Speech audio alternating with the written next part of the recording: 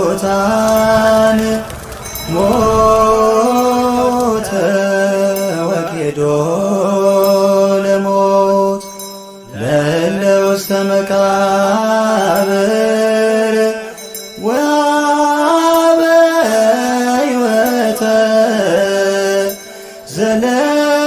ዘለዓለም ዕረፍተ። በስመ አብ ወወልድ ወመንፈስ ቅዱስ አሐዱ አምላክ አሜን። ክርስቶስ ተንሥአ እሙታን በዐቢይ ኃይል ወሥልጣን አሰሮ ለሰይጣን አግዓዞ ለአዳም ሰላም እምይእዜሰ ኮነ ፍስሐ ወሰላም።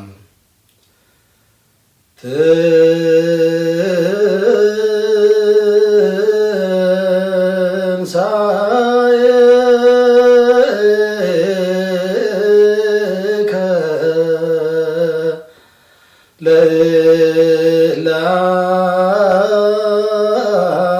አመነ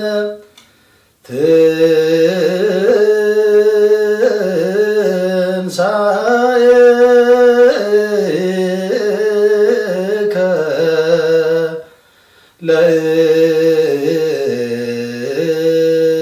ለእለ አመነ ፈኖ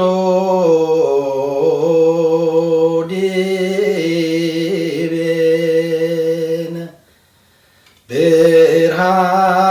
ብርሃነ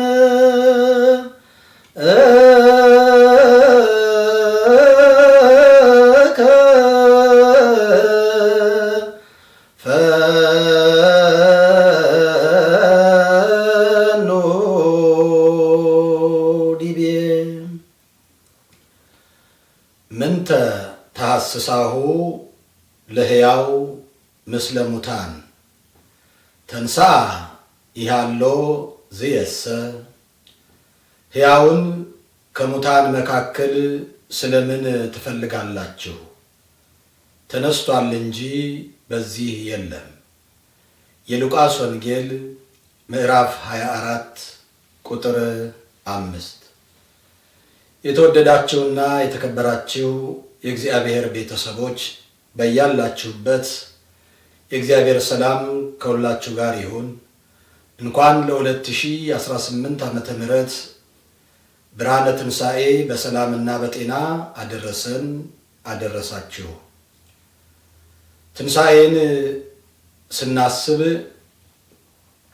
ከሞት ወደ ሕይወት መሸጋገራችንን፣ ከባርነት ወደ ነፃነት መሸጋገራችንን፣ ከእስራት መፈታታችንን እያሰብን ትንሣኤን እናከብራለን።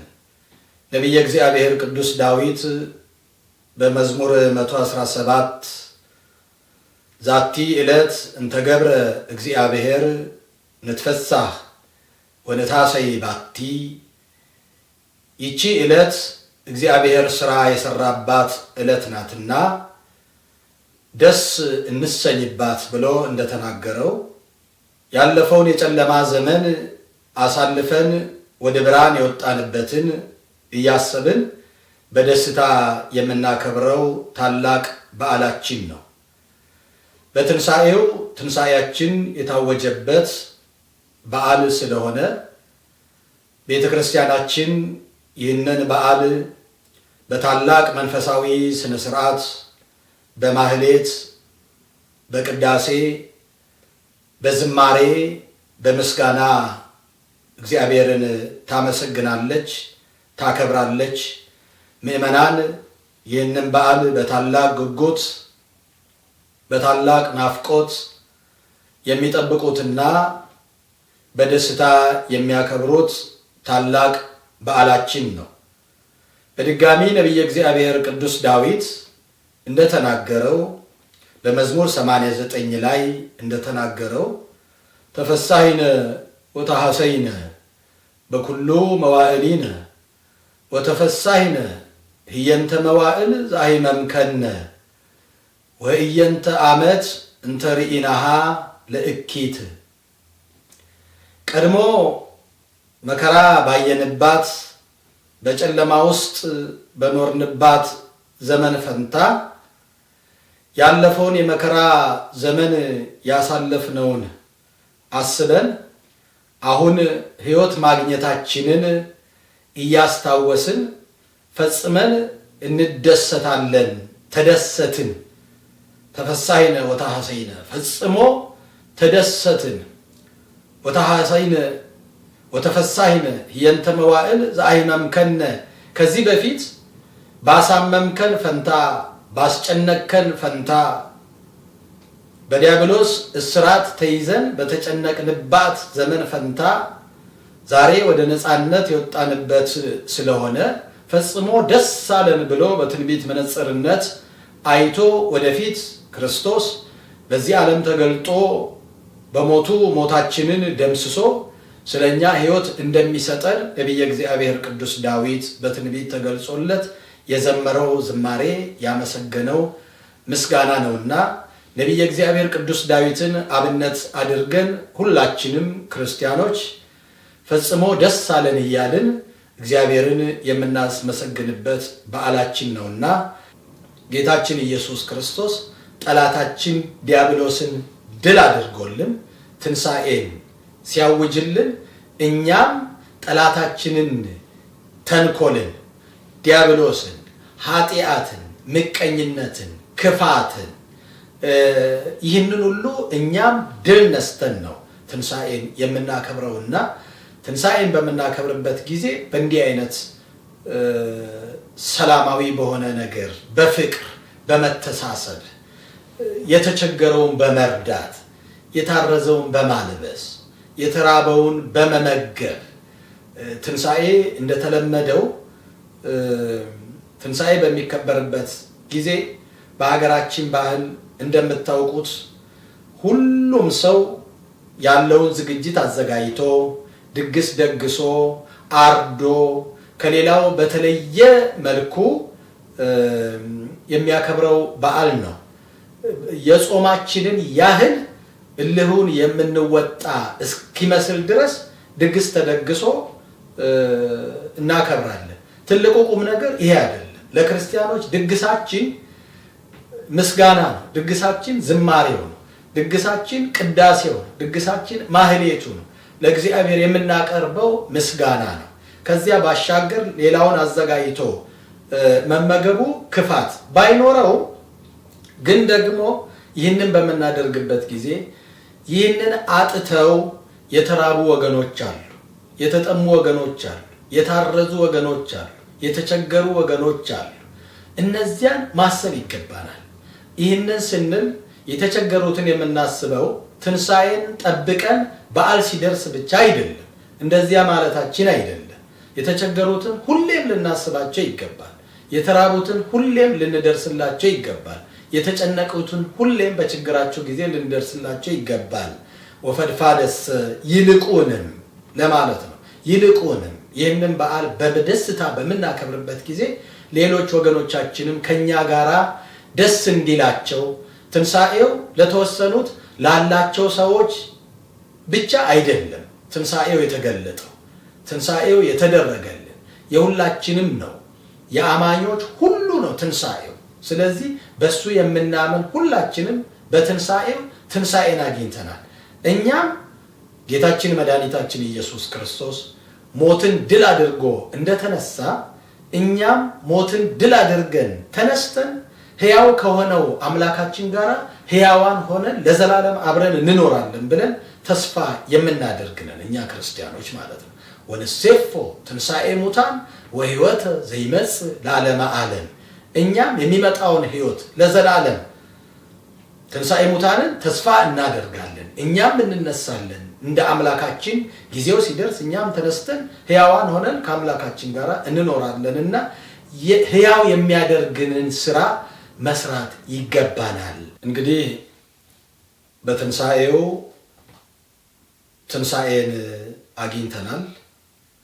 በትንሣኤው ከባርነት ነፃ ወጥተናል። በትንሣኤው ከኃጢአት እስራት ተፈተናል። ትንሣኤን ስናከብር በእንዲህ አይነት ነፃነት መሆን አለበት። ከኃጢአት እስራት በመፈታት ከኃጢአት ባርነት ነፃ በመውጣት ትንሣኤ የሚከበረው በእንዲህ አይነት ሁኔታ ነው። ትንሣኤን ስናከብር ምዕመናኖቻችን ቤተ ክርስቲያን ይገኛሉ፣ የተለመደ ነው። ማህሌቱን ይሳተፋሉ፣ ቅዳሴውን ይሳተፋሉ፣ ዝማሬውን ይሳተፋሉ፣ በዓሉን በአግባቡ ያከብራሉ። ነገር ግን አንድ እየተለመደ የመጣ ጥሩ ያልሆነ ነገር ደግሞ የሚታይበት ጊዜ ላይ ደርሰናል። በአሁኑ ጊዜ በዓለማችን ላይ ካለው ነባራዊ ሁኔታ የህዝቡ አኗኗር እየተቀየረ መጥቷል። የህዝቡ ባህል እየተቀየረ መጥቷል።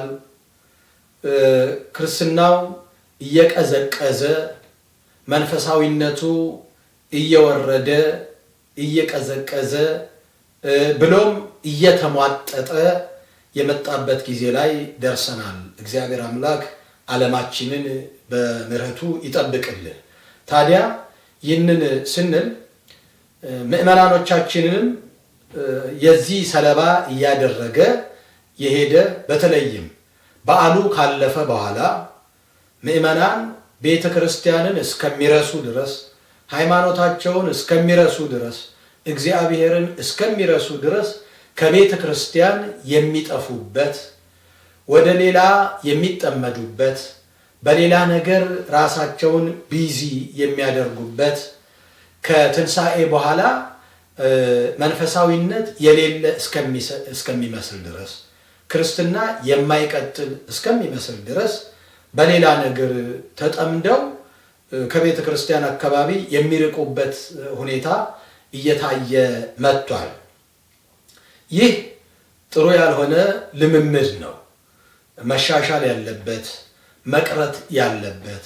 ክርስትና የአንድ ሰሞን አይደለም። ሕይወት የአንድ ሰሞን አይደለም። ክርስትና በጾም ጊዜ ብቻም አይደለም። እግዚአብሔርን የምናስበው ጸሎት የምንጸልየው ወደ እግዚአብሔር ልባችንን የምንመልሰው በጾም ጊዜ ብቻ አይደለም። ከጾም በኋላም ክርስትና ይቀጥላል። በዓል ካከበርን በኋላም መንፈሳዊ ሕይወት ይቀጥላል። ቤተ ክርስቲያን አገልግሎቷን አታቆምም። የቤተ ክርስቲያን አገልግሎቷ ይቀጥላል።